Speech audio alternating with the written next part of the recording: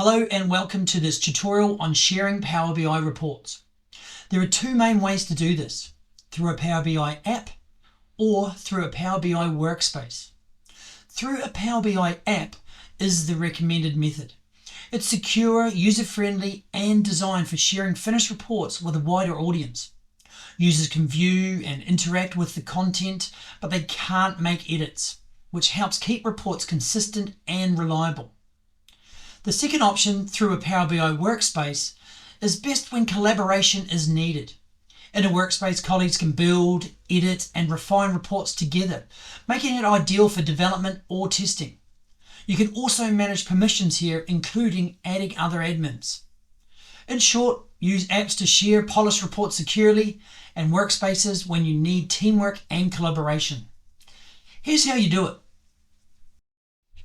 So firstly, we open up your workspace and navigate to the workspace that contains the reports you want to share. Let's use our Finance Insights app as an example. Then you click Update the app in the top right corner over here. A quick note, if the app has not been created, you will see Create App instead of Update App. Now on the next page, you go to Permissions and we'll set those up.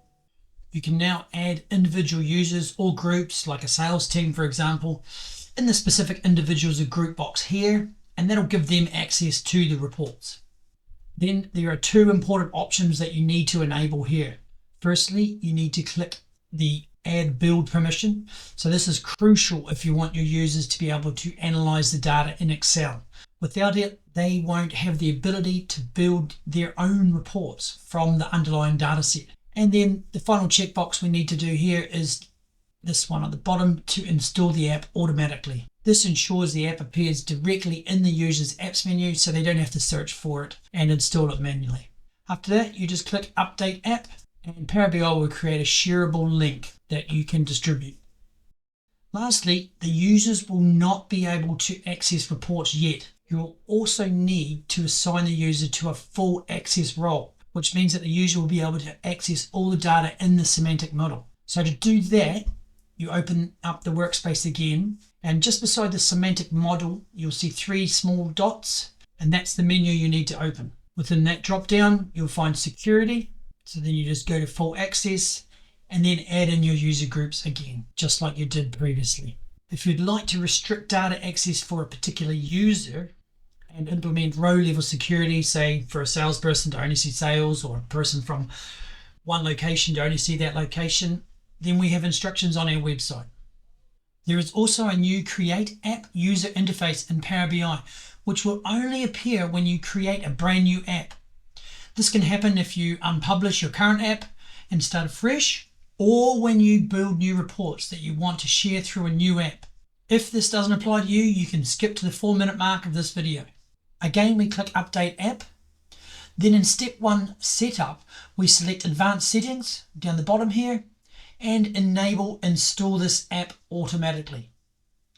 In Step 2, Content, you select the reports you would like to include in the app. And in Step 3, instead of Permissions, it's called Audience. In this, you type in your specific users or groups again over here, followed by opening the advanced drop down and click Allow People to Build. Once that's done, then Update App down the bottom and you're done. After that, don't forget to assign row level security as described earlier in the video, which is the same process luckily. This method provides a secure experience for your users. If a user needs to contribute or collaborate, so edit the reports, there's a different approach, which we'll cover next. So what if you need to share a workspace with a team that needs to collaborate, edit reports, or create new ones? For that, you share the workspace directly, which is different from sharing an app. The reports will not appear in the user's apps menu, they'll appear in their workspaces menu. Firstly, we open the relevant workspace. Here I am back again in our Accounts Receivable Insights app. And you click Manage Access, just on the top right hand side there next to Update App. Then you add people or groups and assign them a role. Again, just typing in the users or groups that you have within your setup. You can see 4 different roles you can choose from. Users with contributor, member, or admin roles can edit and create content in the workspace. Additionally, admin is able to delete the workspace and also install a new version of the app. These roles automatically grant full access to the dataset, so you don't need to give them additional row-level security or build permissions. For that reason, reserve these roles for trusted users who genuinely need report editing rights. The viewer role gives users read-only access to the reports and dashboards within the workspace. Effectively, the viewer gives similar permissions as sharing via app, which we described in the first part of the video. You'll also need to assign users to the correct row-level security role as described earlier also. Now, it's also possible to share reports with people outside your organization.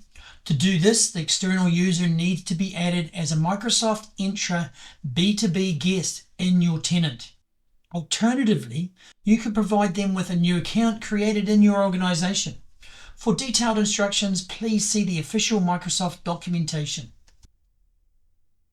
And that wraps up our guide on sharing in Power BI. Remember the 2 main methods: using a Power BI app for broad, secure distribution to viewers, and a workspace for direct collaboration with trusted users. We're focused on general access today, but don't forget that you can also use row-level security to control who sees what data. The website details are on the bottom of this slide, because when you share securely, your data empowers robust decisions. Thanks for watching and have a lovely day.